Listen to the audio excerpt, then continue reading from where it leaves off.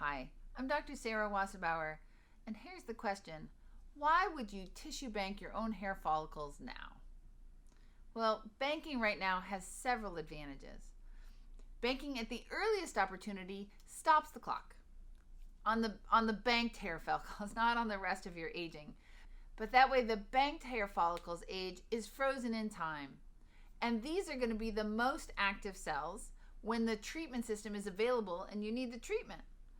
Banking allows multiple treatments from this one simple surgery.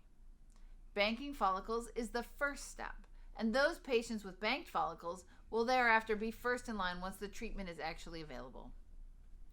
All the profits from current banking are actually within HairClone are actually going to accelerating the development of the research and development so that a treatment can be brought to the clinic as soon as possible.